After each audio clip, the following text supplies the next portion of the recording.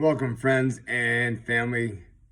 Coach Dave here, coming to you at Amherst Fit Body Boot Camp, where we are inspiring fitness and changing lives every single day. Welcome to the David Fisher Show. I, of course, am your host, David Fisher, and mission here today, as every single day, is to get a little bit better today versus yesterday. And I wanted to go off script a little bit today, so I actually don't even have any notes. Wanted to try to talk vulnerably from the heart and see what happens. So, one of the parts of my life that I really don't talk much about or really haven't gotten into is all the moving that I've done. I forget the exact number, but I want to say probably by somewhere around the time I was 20, I had moved like a dozen times. I've lived in, I don't know, I think probably like 14 different states, and it really hasn't been until the last half of my life here that I've stayed in one place, which has been incredible. Not living out of a camping bag or a car or living on a couch has really given me a sense of roots and belonging, and it really made me think about having a conversation with an old friend of mine, and it's been really kind of a challenge for me to maintain long relationships and long distance relationships at that.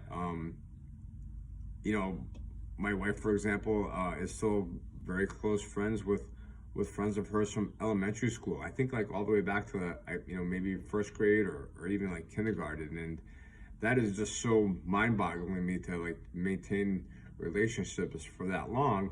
And I think partly because it takes work, it takes a certain amount of honesty, and just like anything else, like it needs to be both sides of the equation. It can't just be like one person, like, constantly doing the work. I mean, just like it as in a relationship. Wendy and I, my beautiful wife, we just celebrated 16 years of marriage, and even that thought to me is just like, wow, like 16 years, like, it is every day. It's like such a blessing, and to have that amazing feeling when I see her, when we are interacting, whether it's as parents. Last week I was talking about fatherhood, and yeah, it's parenthood too. I mean, that's the part of the podcast that I didn't talk about was I don't do any of this stuff alone. I mean, I have an amazing partner, wife. My kids have an amazing mom. That is 100%, for them, with them, nurturing them all the time. So, that can't really be overstated how important building those relationships. Like just as I was trying to say last week, is building relationships with my sons. Coming home yesterday from the lake, trying to have a conversation with my son is, what's his perspective? I was mentioning all these great things that happened in my last week's episode, and the very next day, like, all hell broke loose. Like, it was like probably one of the more challenging exchanges that both we were having as father-son, as parents, and it was hard. It was difficult to go through that, and to still try to be like, wow, how do I move through this, like, in a positive way? How do I create a learning environment here? What is his perspective on how things are going? Because my perspective at his age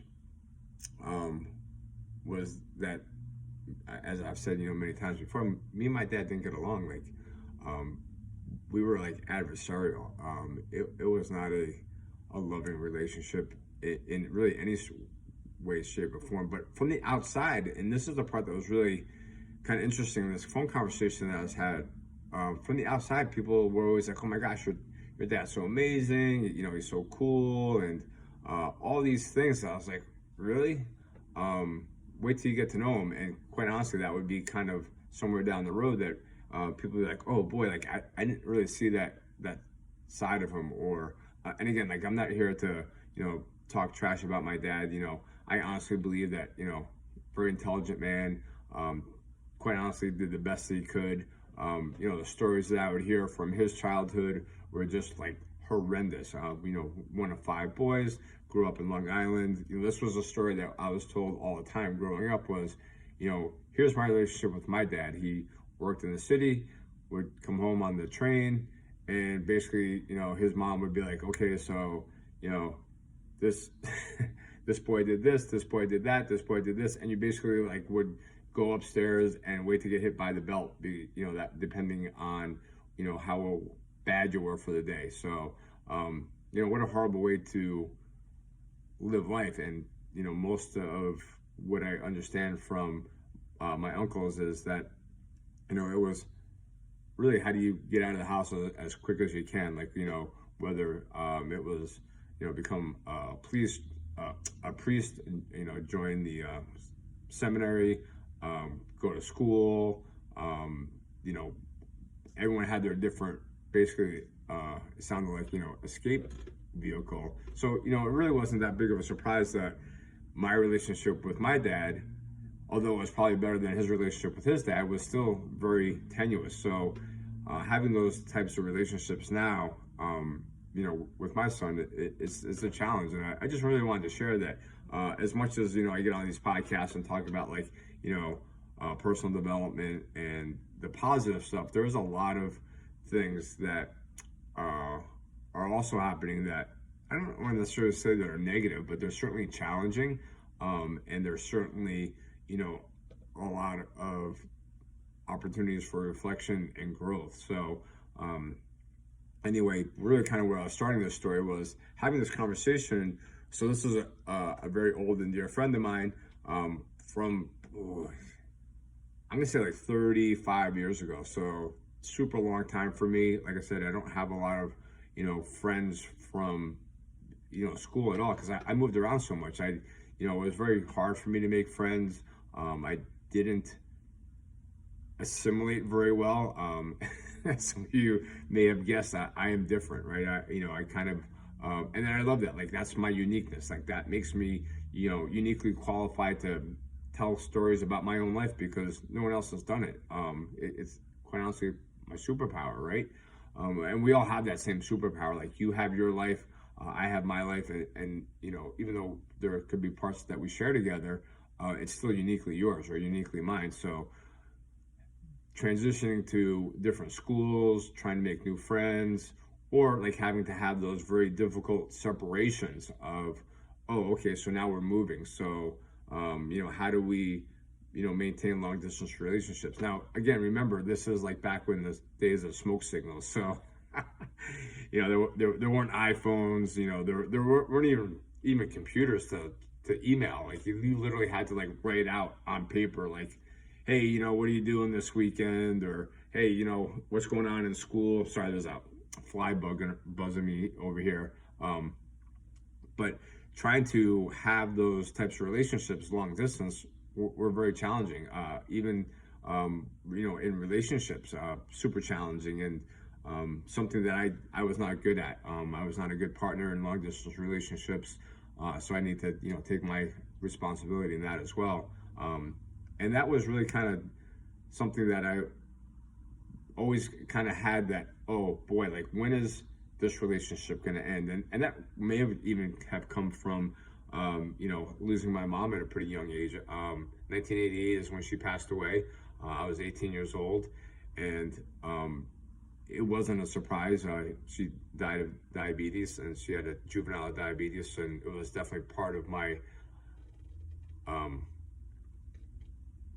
very like day-to-day life growing up. Like, there would be nights where the ambulance would show up in the middle of the night to take her to the hospital, and it got to the point like where my dad would ask the dispatched to, please not have them, come in lights and sirens, to not wake up my sister and I, because, of course it scared the shit out of us. Like, where's mom's going to the hospital? I mean, I think she had 3 heart attacks, 2 strokes.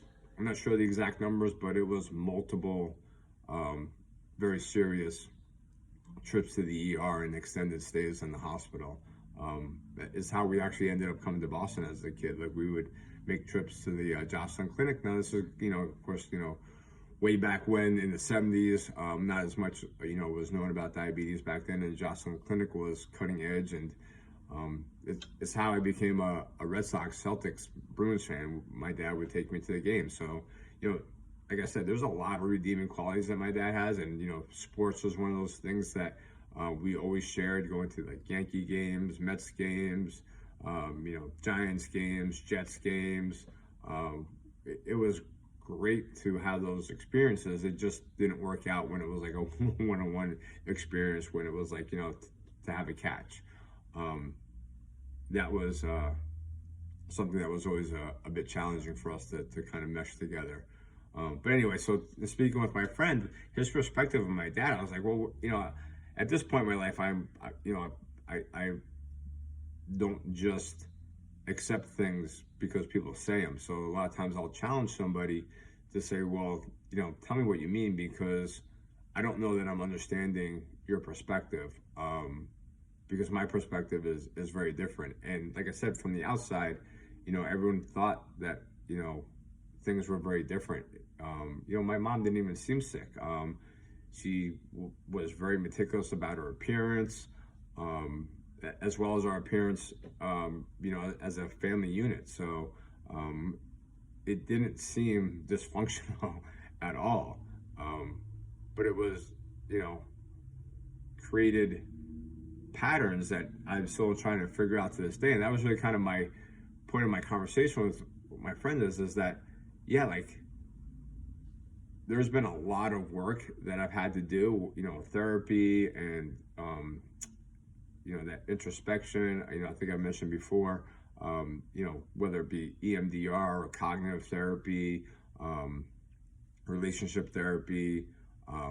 There's been a long list of ways, and that's really how I've gotten to this personal development journey of trying to find that and create that better version of myself. And that's really why the mission is to get a little bit better today than yesterday, because I believe that I am always trying to evolve, and hopefully at the end of my journey I will have become my best self, and that way it's not a life of regret or a life of blame. And I used to say all the time that what would I say, I'm a product of my environment.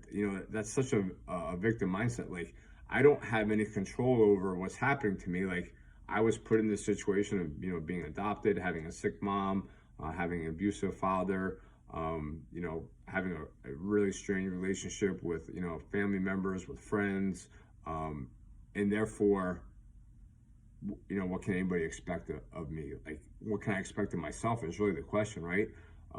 Because my life was so difficult. But from the outside, it was, wow, like, you guys have a nice house. You guys have, all the things, like, material-wise, that would be, I think a lot of people call them first world problems, right? I mean, I never went to bed hungry, or never went to school without, clothes, or, things like that.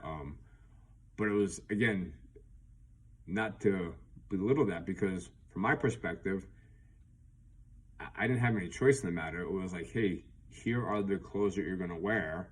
Like, I was not allowed to own a pair of jeans until I was probably like, I might have been like in high school by the time I had my first pair of jeans, because as far as my dad was concerned, people that wear jeans were basically dirt bags. There were people that didn't work.